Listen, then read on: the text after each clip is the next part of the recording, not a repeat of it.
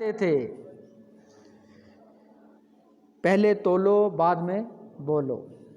کاش ہمارے اندر یہ عادت کریمہ آ جائے.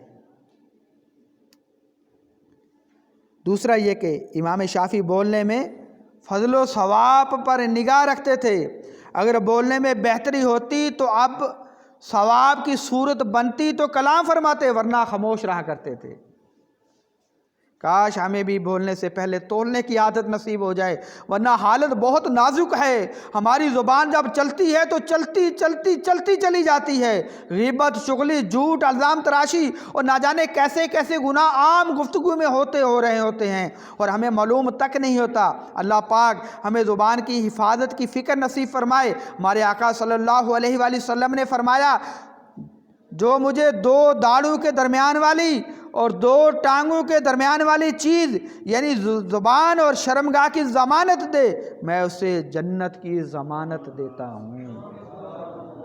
مفتی صاحب فرماتے ہیں اس حدیث کے تحت مطلب یہ کہ جو اپنی زبان کو جھوٹ، غیبت، ناجائز باتیں کرنے سے بچائے، خود کو بدکاری کے قریب نہ جانے دے، مالک جنت قاسم نعمت صلی اللہ تعالی وسلم نے اسے جنت کی ضمانت دی ہے. ضمانت کون دے رہے ہیں؟ میرے آقا صلی اللہ علیہ وآلہ وسلم. مفتی صاحب مزید فرماتے ہیں، جو بندہ اپنی زبان اور شرمگاہ کی حفاظت کر لے، ظاہر بات ہے کہ ایسا مسلمان مومن متقی ہوگا. خیال رہے کہ تقریباً 80% گناہ زبان سے ہوتے ہیں. 80% گناہ زبان سے ہوتے ہیں. اچھا، جسم کے باقی اعضاء جو ہے نا، اس سے کام لیا جائے تو تھک جاتے ہیں، لیکن یہ ایک ایسی گوشت کا لوتھڑا ہے، ایک ایسی بوٹی ہے، تھکتی بھی نہیں ہے. 80% گناہ اس زبان سے ہوتے ہیں، تو اس کو قابو میں رکھنا چاہیے. اے عاشقان رسول، اندازہ کیجئے زبان کیسا اہمیت والا عضو ہے کہ جو بندہ زبان کی حفاظت کر لے، زبان کو گناہوں سے بچانے میں کامیاب ہو جائے اور اس کے ساتھ ساتھ بدکاری سے بچتا رہے، رسول اکرم صلی اللہ علیہ وآلہ وسلم نے اسے جنت کی ضمانت دی ہے. امام شافعی نے اپنے ساتھی حضرت ربیع رحمۃ اللہ تعالی علیہ سے فرمایا، اے ربیع، فضول کلام مت کرنا، کیونکہ جب تم بات کہہ چکو گے تو وہ بات تم پر حاکم بن بیٹھے گی اور تم اس کے غلام بن جاؤ گے. ایک مرتبہ امام شافعی رحمۃ اللہ تعالی علیہ نے فرمایا، جب تم کوئی بات کرنے لگو تو پہلے اس پر غور کر لو، اگر تمہیں کوئی فائدہ نظر آئے تو کہہ ڈالو، اگر تم شش و پنج میں جا پڑو کہ بولنے میں بہتری ہے یا نہیں تو خاموش رہو. میری زباں پہ قفل مدینہ لگ جائے، فضول گوئی سے بچتا رہوں سدا یا رب. صلو علی الحبیب صلی اللہ تعالی علی محمد صلی اللہ تعالی علیہ وآلہ وسلم. اے عاشقان رسول، امام شافعی کا ایک بہت ہی پیارا وصف یہ بھی تھا، آپ صحابہ کرام علیہ رضوان اور اہل بیت اطہار سے بہت محبت فرمایا کرتے تھے. وقتاً فوقتاً صحابہ کرام اور اہل بیت اطہار کے فضائل بیان کرنا، جو ان سے بغض رکھتا ہو اس سے دور رہنا، صحابہ کرام اور اہل بیت اطہار کے معاملے میں حق سے ہٹنے والے کو نیکی کی دعوت دینا، اسے اچھے انداز سے سمجھانا امام شافعی کی عادات میں شامل تھا. ایک مرتبہ امام شافعی نے صحابہ کرام علیہ رضوان کے فضائل بیان کرتے ہوئے فرمایا، صحابہ کرام علیہ رضوان وہ مبارک ہستیاں ہیں، ان کی تعریفیں تمام جہانوں کے رب اللہ پاک نے فرمائی ہیں. صحابہ کرام وہ ہیں جو قرآن کریم اور تورات اور انجیل میں ان کی منقبت ہے. صحابہ کرام علیہ رضوان وہ ہیں اللہ پاک کے محبوب نبی رسول ہاشمی صلی اللہ تعالی وسلم نے ان کے فضائل بیان فرمائے. صحابہ کرام علیہ رضوان وہی اترنے کے شاہد یعنی گواہ ہیں. صحابہ کرام علیہ رضوان ہی نے ہم تک دین پہنچایا. بے شک صحابہ کرام علیہ رضوان ہم سے زیادہ علم والے ہیں. صحابہ کرام ہر علم میں ہم سے بہت اونچے بلند مرتبے والے ہیں. صحابہ کرام کی شان یہ ہے، یہ سب جس بات پر متفق ہو جائیں وہ بات دین میں دلیل بن جاتی ہے، اور اگر ایک ہی صحابی کوئی بات کہے تو اس بات کی مخالفت کرنے کی کسی میں ہمت نہیں. صرف ایک صحابی کا فرمان بھی ہمارے لیے دلیل ہے.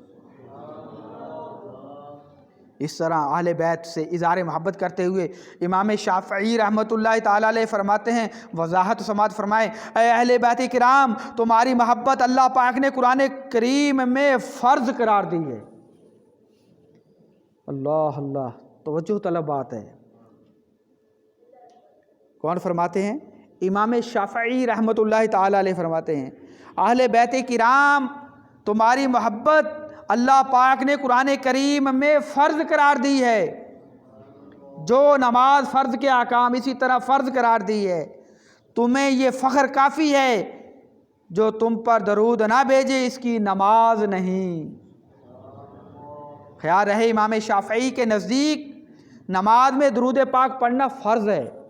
امام شافعی رحمۃ اللہ تعالیٰ علیہ کے نزدیک نماز میں درود پاک پڑھنا فرض ہے، جبکہ امام اعظم امام ابو حنیفہ رحمۃ اللہ تعالیٰ علیہ کہا کہ ہاں نماز میں درود شریف پڑھنا فرض نہیں بلکہ سنت ہے۔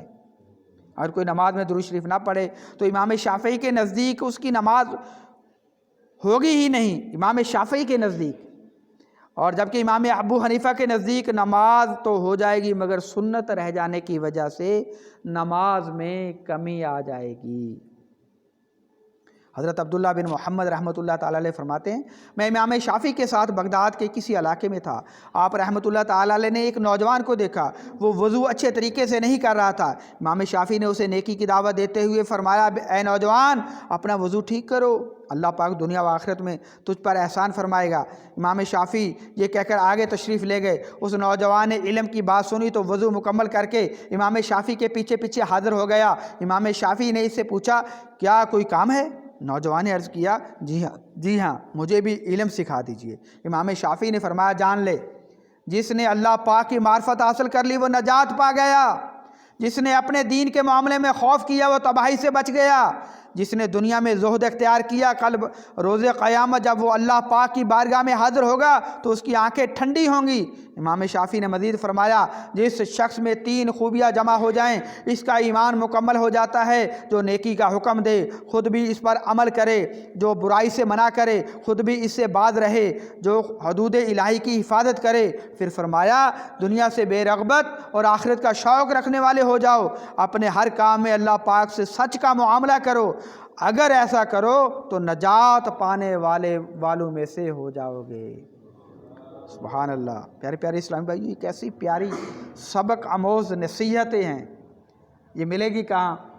دعوت اسلامی کے ہفتہ وار اجتماع میں آتے رہیں گے انشاءاللہ، تو اس طرح کی اچھی اچھی باتیں سیکھنے کا موقع ملتا رہے گا۔ مدنی قافلوں میں سفر کرتے رہیں گے، اس طرح کی اچھی اچھی باتیں سیکھنے کا موقع ملتا رہے گا۔ درس و بیان میں شرکت کرتے رہیں گے تو انشاءاللہ اس طرح کی اچھی اچھی باتیں سیکھنے کا موقع ملتا رہے گا۔ اللہ پاک ہمیں ان نصیحتوں پر عمل پیرا ہونے کی توفیق عطا فرمائے۔ صلو علی الحبیب صلی اللہ تعالی علی محمد صلی اللہ تعالی علیہ وآلہ وسلم۔ پیارے اسلام بھائیو، امام شافعی رحمۃ اللہ تعالی علیہ کے یہ پہلو نمایاں ہوتا کہ امام شافعی نیکی کی دعوت دینے کے لیے بہت حریص تھے۔ دیکھیے آپ رحمۃ اللہ تعالی علیہ نے ایک شخص کو وضو میں غلطی کرتے دیکھا، آپ باقاعدہ اسے سکھانے کے لیے نہیں آئے تھے، صرف وہاں سے گزر رہے تھے، پھر بھی آپ رحمۃ اللہ تعالی علیہ نے اس شخص کو درست طریقے سے وضو کرنے کی ترغیب دلائی۔ پتہ چلا جو مبلغ ہوتا ہے وہ ہر جگہ ہر حال میں مبلغ ہوتا ہے۔ نیکی کی دعوت عام کرنے کے لیے ضروری نہیں ہے کہ ہم علاقائی دورے ہی میں نیکی کی دعوت دیں گے، جب مدنی قافلے میں سفر ہوگا تب ہی نیکی کی دعوت دیں گے، بلکہ ہمیں چاہیے کہ ہم جہاں جس حال میں بھی برائی کو دیکھیں حکمت عملی کے ساتھ حسن اخلاق کا مظاہرہ کرتے ہوئے نرمی سے نیکی کی دعوت دیں، برائی سے منع کریں۔ دیکھیے امام شافعی نے کیسی پیاری نصیحتیں فرمائیں کہ جو بندہ خود نیکی کرے دوسروں کو نیکی کی دعوت دے، خود گناہوں سے بچے دوسروں کو بچنے کا حکم دے، جو بندہ اللہ پاک کی حدود اس کے احکام کی حفاظت کرے اس بندے کا ایمان کامل ہو جائے گا۔ سبحان اللہ۔ نیکی کی دعوت دینے سے ایمان کامل ہو جاتا ہے۔ کاش ہم بھی نیکی کی دعوت دینے والے بن جائیں۔ ہر مسلمان مبلغ ہے، ہر ایک کو چاہیے کہ نیکی کی دعوت کی دھومیں مچائیں، والدین اپنے بچوں کو سمجھائے، استاد شاگردوں کو نیکی کی دعوت دے، بھائی اپنے بھائی کو، دادا اپنے پوتوں کو، نانا اپنے نواسوں کو، شوہر اپنے بچوں کی امی کو، پڑوسی اپنے پڑوسیوں کو، محلے والے کو، شہر والوں کو نیکی کی دعوت دے۔ کاش ہر طرف نیکی کی دعوت کی دھوم مچ جائے۔ کرم سے نیکی کی دعوت کا خوب جذبہ دے، دھوم سنت محبوب کی مچا یا رب۔ صلو علی الحبیب صلی اللہ تعالی علی محمد صلی اللہ تعالی علیہ وسلم۔ پیارے پیارے اسلام بھائیو، نیک بننے، صحابہ و اہل بیت کی محبت دل میں بڑھانے، نیکی کی دعوت کی دھوم مچانے کے لیے عاشقان رسول کی دینی تحریک دعوت اسلامی کے مدنی ماحول کے ساتھ وابستہ ہو جائیں۔